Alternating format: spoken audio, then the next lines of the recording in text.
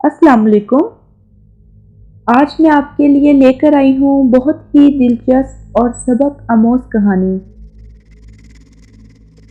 اگر آپ کبھی سکھ نگر کی 7ویں سڑک پر جائیں تو وہاں آپ کو کوئی قابل ذکر چیز نظر نہیں آئے گی۔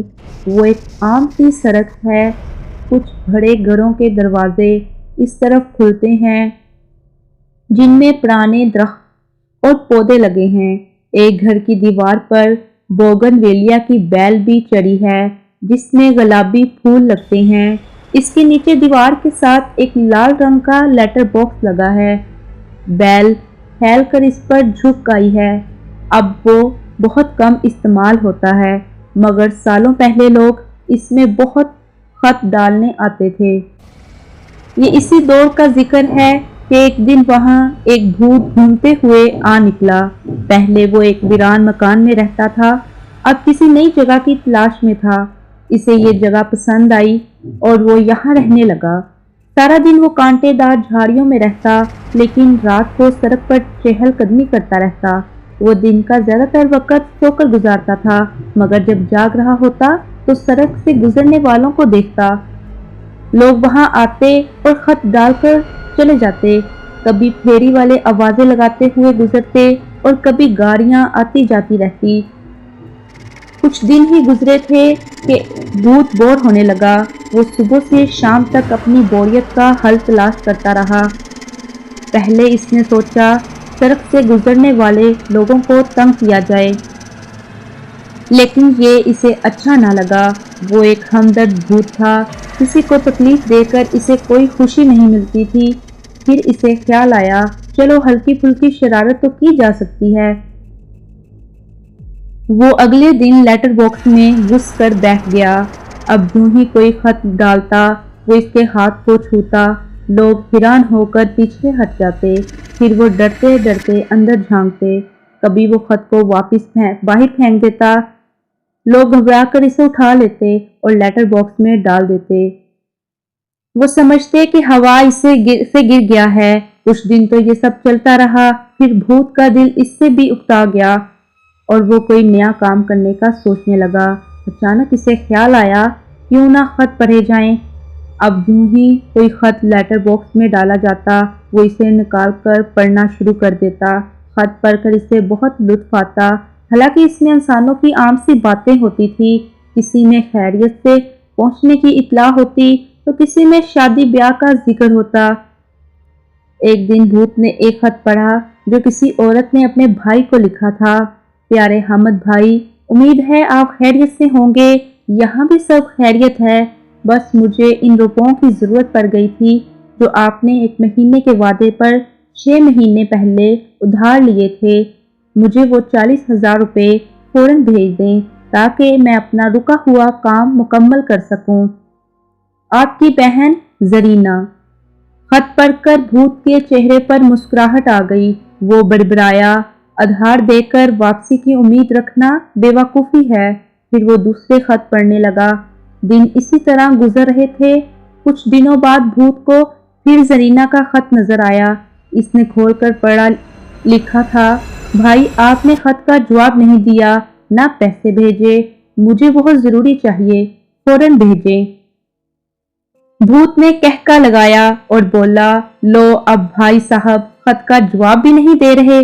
کسی نے سچ کہا ہے کہ ادھار تعلق کو کاٹ دیتا ہے۔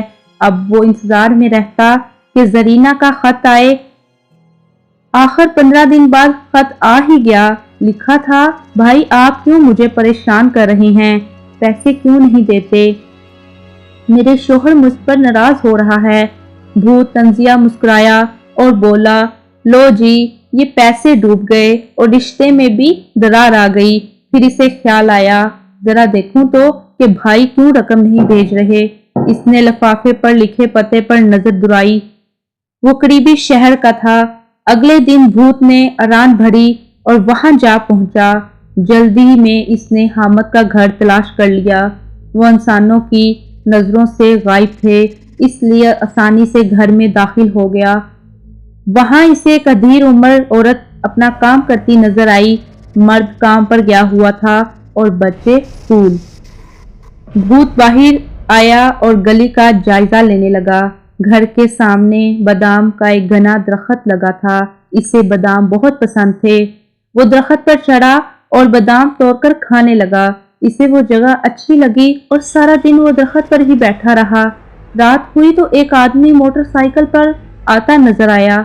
वो घर के दरवाजे पर आकर रुक गया। भूत समझ गया कि ये हामिद ही है। जब वो अंदर चला गया तो भूत भी उड़कर घर में उतर गया। इसने देखा हामिद मुंह हाथ धो रहा है, औरत खाने की तैयारी कर रही है और बच्चे मजे से खेल रहे हैं। कुछ देर बाद सब खाने के लिए बैठ गए। बीवी बोली, तुम्हारी बहन का खत आया है, वो पैसों का तकाजा कर रही है।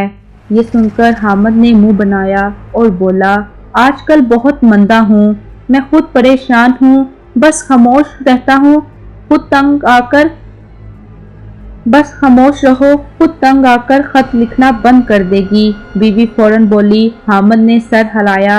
खाने से फारिग होकर इसने जेब से 300 रुपये निकालकर बड़े बेटे को दिए कि बाजार से जाकर आइसक्रीम ले आए। सब ने मजे से आइसक्रीम खाई। भूत ने सर हिलाते हुए घर पर नजर डाली। इनके रहन सहन से लगता था कि वो अच्छा कमा रहा है। भूत वहां से निकला और दरख्त पर जा बैठा। दूसरे दिन जब हामिद को दुकान जाने के लिए घर से निकला तो भूत तैयार था। वो अचक कर इसके पीछे बैठ गया। दिल में कह रहा था, चलो आज इस मशीनी घोड़े की सवारी कर कर देखते हैं। सफर शुरू हुआ। हामिद बहुत तेज मोटरसाइकिल चला रहा था। भूत को लग रहा था कि वह जरूर किसी गाड़ी को मार देगा या कोई इससे टकरा जाएगा। एक बार तो सामने से आते एक तेज रफ्तार ट्रक को देखकर भूत ने खौफ से आंखें बंद कर ली, मगर वो खैरियत से बाजार पहुंच गए। भूत ने अल्लाह का शुक्र अदा किया और आइंदा मोटरसाइकिल पर बैठने से तौबा की। हामिद ने अपनी दुकान खोली। वो कपड़े की दुकान थी। 2 लड़के मुलाजिम भी थे। भूत एक कोने में छुपा नजर रखे हुए था। वक्त गुजर रहा था। दोपहर तक इक्का दिक्का गाहक आए, मगर शाम को काम अच्छा हो गया। भूत वापिस दरख्त पर लौट गया। रात को हामिद घर आया तो वो भी घर में दाखिल हो गया। खाने के बाद सब बैठे बातें कर रहे थे। हामिद की बीवी ने कहा, अगले महीने मेरी कजन की शादी है, मुझे कुछ ज्वेलरी और मेकअप का सामान खरीदना है, मुझे पैसे चाहिए। हामिद ने फौरन 4000 रुपये निकाल कर दे दिए। आज कैसा काम रहा? बीवी ने पूछा। मंदा ही था, हामिद ने कहा। वाह वाह, अपने लिए सब कुछ है मगर दूसरों के लिए बस बहाने। अच्छा, अब मुझे ही कुछ करना पड़ेगा, भूत बड़बड़ाया। अगले दिन वो फिर दुकान पर मौजूद था। यूं ही कोई गाहक दुकान में आकर कपड़ा देखता, भूत हल्के से कहका लगाता जो सिर्फ गाहक को सुनाई देता। वो हैरत से हामिद को देखता और वापस पलट जाता। वो समझता था कि दुकानदार ने इसका मजाक उड़ाया है। सारा दिन भूत यही करता रहा। बस 1-2 गाहक ही कुछ खरीद कर रुखसत हुए। हामिद बहुत परेशान था। इसकी समझ में कुछ नहीं आ रहा था। 2-3 दिन तक यही होता रहा।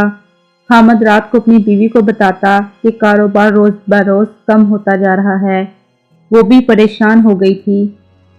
भूत ने एक दिन देखा, वो गली में आने वाले हर फकीर को खैरात दे रही है और इससे दुआ की दरख्वास्त कर रही है। भूत मजे से बादाम खा रहा था। वो सर हिलाकर बोला, अच्छा तो अब अमली काम का वक्त आ गया है। जब हामिद काम पर चला गया तो भूत ने एक बूढ़े फकीर का रूप धारा और लाठी टेकता अल्लाह के नाम पर मदद करो की सदा लगाता गली में चला आया। हामिद के घर का दरवाजा खुला था। इसकी बीवी ने फकीर को 10 रुपए दिए। फकीर ने इसे खूब दुआएं दी। वो बोली, बाबा खाना खाओगे? हाँ खिला दो, फकीर बोला। खाना खाकर फकीर ने फिर दुआ के लिए हाथ उठा दिए। हामिद की बीवी लजाजत से बोली, बाबा दुआ करो हमारा काम अच्छा हो जाए, आजकल बहुत मंदा है। फकीर ने बहुत दुआएं दी। फिर बोला, बेटी दुआ के साथ दवा भी करनी पड़ती है। अक्सर रुकावट तब होती है जब हम किसी का कुछ रोक लेते हैं। जरा सोचो कहीं आपने किसी का हक तो नहीं दबा लिया। یہ کہہ کر فقیر نے اپنی لاٹھی سنبھال لی اور چل دیا۔ حامد کی بیوی سوچ میں گم اسے جاتا دیکھتی رہی۔ رات ہوئی تو حامد گھر آیا۔ کھانا کھا کر وہ باتیں کرنے لگے۔ بھوت درخت پر ہی لیٹا ہوا تھا۔ اس کی طبیعت ٹھیک نہ تھی۔ اسے انسانوں کا کھانا راس نہیں آیا تھا، مگر اس کے کان ادھر ہی لگے تھے۔ عورت کہہ رہی تھی، میری سمجھ میں آ گیا ہے کہ کام کیوں نہیں چل رہا۔ تم کل فوراً بینک سے پیسے نکلواؤ اور اپنی بہن کو بھیج دو۔ حامد بولا، کبھی کچھ کہتی ہو اور کبھی کچھ۔ بس اب جو کہہ رہی ہوں وہ کرو، بیوی بولی۔